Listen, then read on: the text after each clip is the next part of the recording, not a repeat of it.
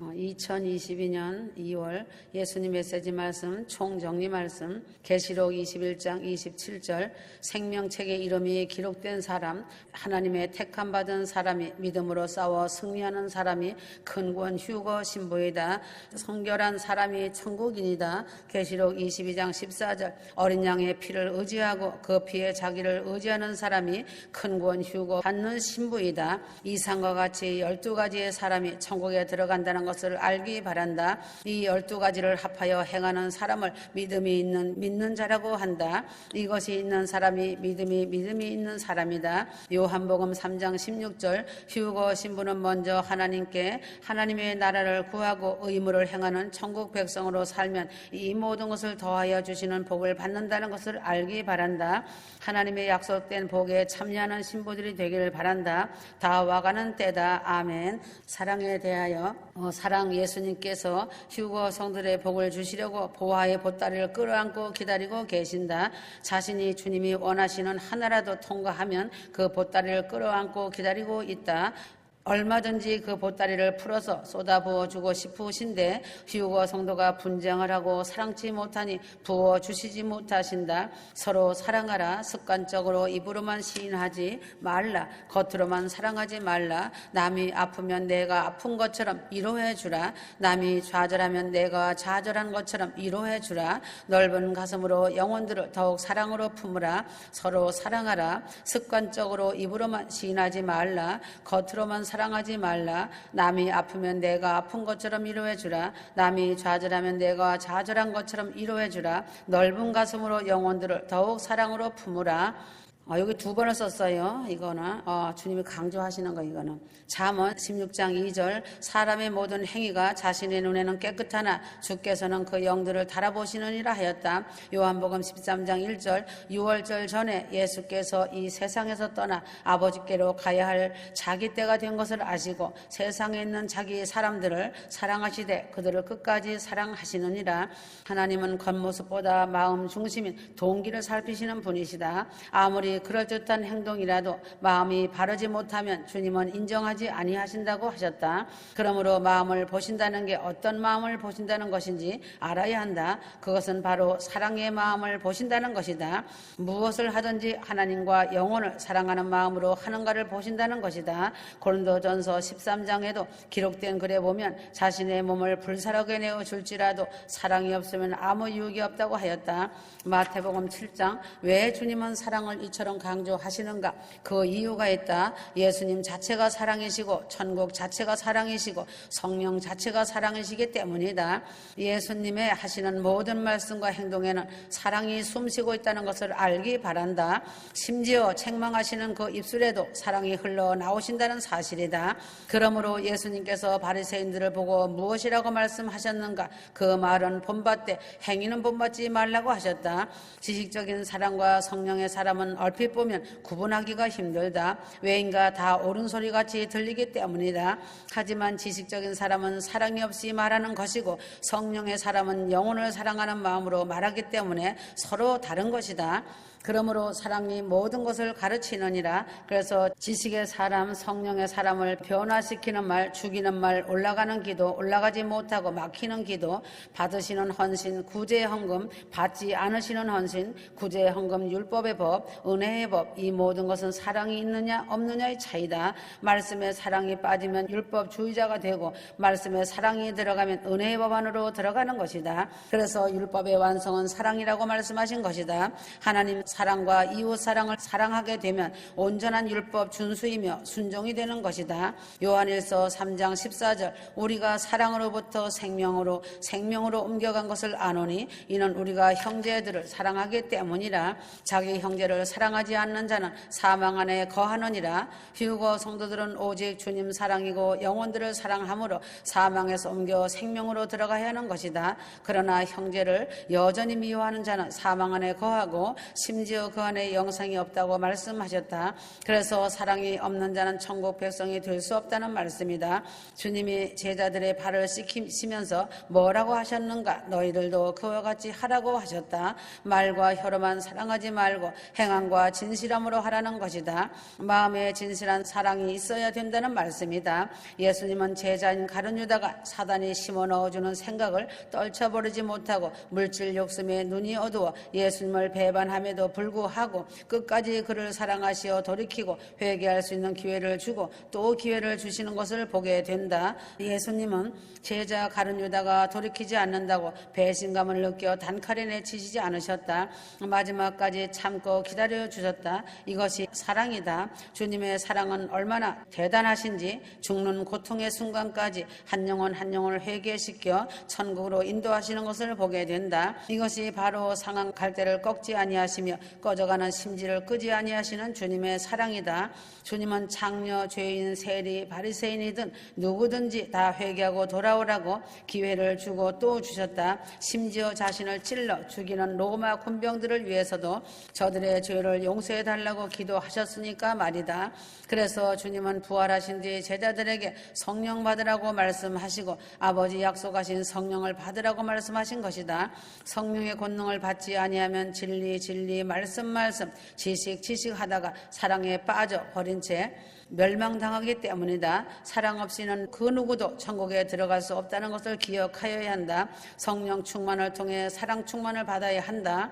성령은 예수님이고 예수님은 사랑이시다. 성령 충만 받아야 사랑 충만을 받을 수 있다는 말이다.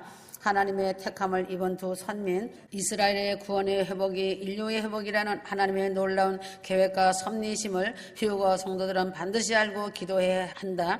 이 세상 우주 안에 속해 있는 많은 나라들이 존재하고 있지만 땅끝에 있는 이스라엘과 대한민국은 두 선민으로 하나님의 택함을 입은 민족이다.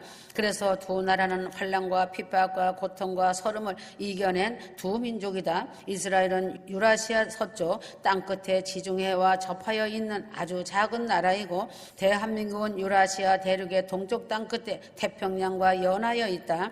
두 나라가 모두 같은 위도상에서 아시아 대륙의 양쪽 끝에 자리 잡고 있는 것이다. 이것은 우연의 일치가 아니라 하나님의 계획 안에 놓여 있는 것이다. 왜인가? 성경은 각 거주지를 각 민족에게 주시고자 국경을 하나님께서 정하여 주셨다고 말씀하고 있기 때문이다. 사도행전 17장 26절 또 하나님께서 인류의 모든 족속을 한 피로 만드시어 온 지면에 살게 하시고 미리 계획하신 시기와 그들이 거주하는 경계를 정하셨으니 하였다. 이 말씀에서 거주하는 경계를 정하셨으니 라는 말씀은 하나님께서 각 민족이 사는 땅과 그들의 거주지를 정하여 주셨다는 뜻이다. 이스라엘과 대한민국은 같은 위도상에 있으면서 각각 아시아 대륙의 양쪽 끝에 위치해 있다. 그러므로 하나님께서는 두 계열의 천손민족 그 벨렉계 선민 유대 민족의 땅과 욕단계 선민 베달의 민족의 땅을 바다가 맞닿은 땅 가장자리로 정하여 주신 것이다. 왜인가? 그것은 다음 세 가지 큰 목적 때문이었다. 하나님께서는 자연을 통하여 모든 것을 짝이 있게 만드신 것이다. 창세기 10장 25절 모든 것이 짝으로 풀리고 짝으로 해결되도록 되어 있음이 이치일치인데 선민도 짝이 없으면 아니 되는 것이다. 그 거룩한 선민 유대인 창세기 11장 10절과 욕단계 선민 한국인 창세기 10장 30절이다. 그들이 거하는 곳은 메사로부터 스팔로 가는 길에 동쪽 산이었더라. 그러므로 하나님께서는 두 계열의 천손민족을 하나는 아시아 서쪽 땅끝인 이스라엘, 다른 하나는 아시아 동쪽 땅끝에 대한민국이 자리 잡게 하신 것이다. 왜인가? 동쪽의 짝은 서쪽이고 서쪽의 짝은 동쪽이기 때문이다. 전능하신 하나님은 짝된 선민을 정확히 짝된 땅에서 살게 하사 거주지가 완전히 대칭을 이루도록 하심으로써 그들이 한 조상 에벨로부터 분리된 그 선민이라는 사실을 자연을 통해서도 계시해 주셨다는 사실이다. 하나님께서는 유대인과 한국의 거주지를 각각 아시아 대륙의 땅끝에 정해주신 섭리와 목적이 여기에 있다. 한국은 공중재림 휴거로 큰 구원을 이루시는 그 뜻이 한국을 재림의 종주국으로 정하신 것이다. 접붙임 받은 이방인의 대표가 한국이다. 그래서 첫 열매로 이방인의 휴거로 추수하신다. 이스라엘은 선민으로서 뿌리를 남겨두셨다. 그 가지가 꺾임으로 이방인이 접붙인 가지로서 열매를 맺은 것이다. 그러나 그 뿌리인 선민 이스라엘이 희생을 하며 바쳐준 것이다. 그러므로 이스라엘은 70년 7년 대환란 때 놀라운 구원으로 하나님은 추수하신다. 이스라엘의 구원도 이방인 못지않은 추수가 될 것이다. 그러나 그들은 많은 피를 흘리는 구원이다. 그러므로 자연은 하나님이 쓰신 위대한 계시의 책이다. 그래서 천국의 자연은 이루 형용할 수 없는 아름다움의 극치를 발산해낸다. 이렇게 한국인의 6단계 선민이라는 사실은 일반 계시인 자연에 의해서도 입증이 된다.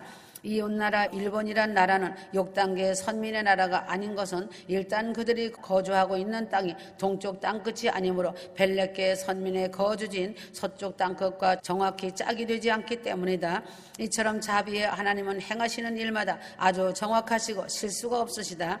그 행하시는 것에 질서가 반드시 있으시다. 하나님은 어지러움이 하나님이 아니시오 하였다. 고린도전서 14장 33절. 하나님께서 벨렛계 선민 유대인과 6단계 선민 한국인의 거주지를 둘 다 아시아 대륙의 땅끝으로 정해주신 두 번째 목적이 계신다. 종족 보존을 위한 것이다. 왜인가? 대륙의 가장자리인 그 땅은 다른 어느 지역보다 선택받은 백성을 순수한 혈통으로 보존하기에 아주 효과적인 땅이었기 때문이다. 만약 이 두 민족이 유라시아 대륙의 중심부에 있었다면 틀림없이 다신 우상을 숭배하는 여러 인종들과 섞였을 것이다. 그것은 천손민족의 소멸을 급속히 초래할 수 있었다. 그것은 하나님께서 원하시는 바가 아니었다. 신적 선택을 받은 종족인 에벨의 혈통 벨렉의 족속과 욕단의 족속은 셈 족속에 현저한 두 가지로서 영적으로나 가장 순수하게 보존되어야 하길 원하시는 하나님이셨다. 이를 위해 바다를 끼고 있는 대륙의 양쪽 땅 끝이 최적의 거주지였다.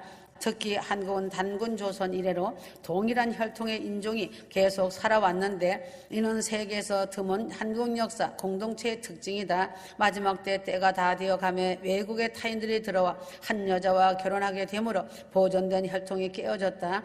고대로부터 여러 종족과 대량으로 혈통이 섞인 차이나 역사, 체험과는 또 다르다. 이것이 가능했던 것은 가장 큰 요인인 한민족 결의가 터잡고 사는 땅이 유라시아 대륙의 땅끝 변방이었기 때문이다.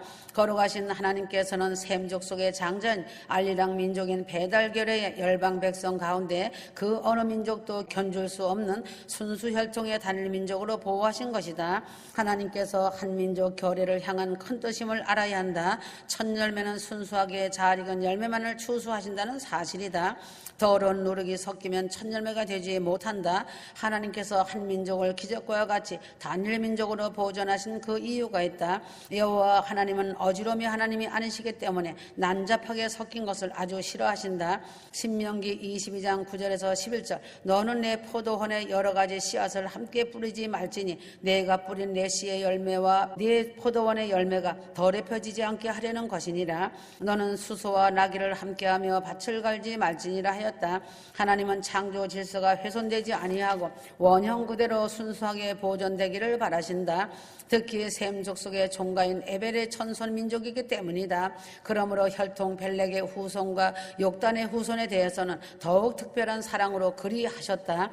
그들은 하나님의 주권적인 목적을 위해 선택을 받은 천손 민족이다. 그러므로 전능하신 하나님은 그들이 다른 인종과 쉽게 섞이지 않도록 거주지를 모두 바다를 끼고 있는 아시아 대륙의 양쪽 끝에 배정해 주셨다는 사실이다. 지난번 말씀의 첫 열매 신부들은 시간 공간 전에 택하시고 예정해 놓으셨다고 말씀하셨다. 외인과 섞이지 않은 셈족 속의 순수한 혈통 첫 열매들을 하나님의 주권적인 은혜와 사랑으로 정해 놓으신 것임을 휴거 성도는 감격하며 감사해야 한다. 그러므로 하나님은 복음 전파를 위해 벨렛계 선민과 유대인의 사명은 복음의 첫 번째 주제로 쓰임받는 것이고 6단계 선민 한국인의 사명은 천국 복음의 마지막 주제로 사용받는 것이다. 바로 이것이 하나님께서 이스라엘과 대한민국의 영토를 각각 유라시아 대륙 양쪽 끝에 정해주신 가장 큰 목적이다. 외인과 양쪽 두 곳이 지정학적으로 구원의 천국 복음을 열방으로 신속하게 전하며 나팔을 부는 데 가장 효과적인 땅이기 때문이다. 이스라엘은 아시아, 유럽, 아프리카 세 세계 대륙의 교차로이자 중심이다. 그래서 아시아, 유럽, 아프리카를 가장 빠르게 복음을 전달할 수 있는 위치다. 이스라엘은 복음의 첫 번째 주자이다. 그러나 대한민국은 아시아, 유럽, 아프리카를 뛰어넘어 전 세계의 교차로이자 온 땅의 중심이다. 땅은 태평양을 사이에 두고 크게 두 대륙으로 형성되어 있다. 곧 아시아, 유럽, 아프리카가 연육된 이 세상에서 가장 큰 대륙과 남북미 대륙이다. 한국은 거대한 두 대륙의 정중앙에 위치해 있다. 따라서 대한민국은 대륙과 해양의 가교이자 열방의 중심이다. 그러므로 한국은 말세 때의 마지막 대추수 공중재림 휴거로 재림의 종주국이 되는 것이다. 한국은 전국복음 휴거 복음의 마지막 주자이다. 운동 경기장에서도 첫 번째 주자와 마지막 주자가 가장 잘 뛰어야 한다. 외인과 스타트가 좋아야 하고 마지막 마무리가 잘 되어야 한다. 그래서 복음의 첫 번째 주자가 스타트하기 위해 좋은 땅이 이 아시아 서쪽의 이스라엘이고 천국 복음의 공중주거 마지막 주자가 마무리하기 위해 좋은 땅이 아시아 동쪽의 대한민국이다. 벨렛계 선민 유대인을 통해 구원의 길을 여신 하나님께서는 말세 6단계 선민 한국인을 사용하여 구원사를 마무리하시고자 복음 전파를 위한 원대한 목적 아래 두 천손민족의 거주지를 하나는 구국운동도 이렇게 짝으로 풀리고 짝으로 해결된다. 특별한 섭리의 땅 한반도와 이스라엘이다. 아시아 서쪽 땅끝에 이스라엘과 아시아 동쪽 땅끝에 대한민국은 이상 세 가지 거룩한 목적을 동시에 충족시킬 수 있는 최적의 땅이다. 그러니까 벨렛계 선민 유대인과 6단계 선민 한국인이 각각 유라시아 대륙의 양쪽 땅끝에 자리 잡게 된 것은 결코 우연의 일치가 아닌 것이다. 그것은 전능하신 하나님의 치밀하신 목적과 계획 아래 이루어진 것이다. 그 자연을 통해 두 계열의 천선민족 벨렛계 선민과 6단계 선민이 아시아 서쪽 땅끝의 유대인과 아시아 동쪽 땅끝의 한국이라는 사실을 계시하시려는 하나님의 의지와 또 에벨의 혈통인 두 계열의 천선민족을 순결한 백성으로 보존하시고 마침내 그들을 통해 신속히 구원의 복음이 증거되도록 하시려는 하나님의 깊은 뜻이 있었기 때문이다. 하늘빛 무용교에 대하여 계시록 3장 8절에 볼지어다 내가 내 앞에 열린 문을 두었으되 능히 닫을 사람이 없으리라. 내가 내 행위를 아노니 내가 적은 능력을 가지고도 내 말을 지키며 내 이름을 배반치 아니하였도다. 예수님께서 빌라델피아 교회에 열린 문을 두었다는 말씀이시다. 예수님 공중휴거가 가까이 왔는데 예수께서 지금 이 세상에서도 빌라델피아 교회 같은 공중재림 공중휴거 교회를 세우시고 친히 운행해 나가시는 교회가 하늘빛 무용교회이며 초대교회 같은 생명과 영생에 흘러넘치는 성령 충만한 교회다. 이곳이 바로 하늘빛 무용교회이며 이웃사랑이 흘러넘치는 교회다. 하늘빛이란 하늘문이 열려있다는 뜻이다. 하늘빛 무용교회의 주인은 사람이 아니다. 주 예수 그리스도께서 주인이 되셔서 통치하시고 운행해 나가시는 교회이다.